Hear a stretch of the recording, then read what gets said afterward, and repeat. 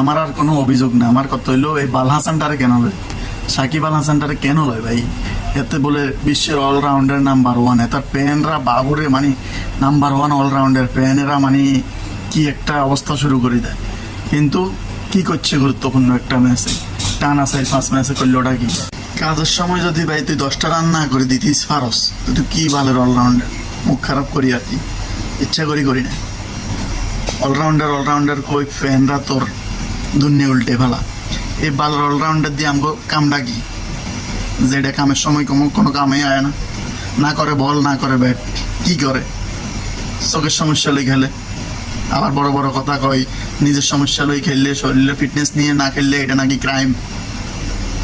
আবালের ঘরের আবাল, সে নিজে এক আবাল, তার যারা ফ্যান আছে তারাও আবাল।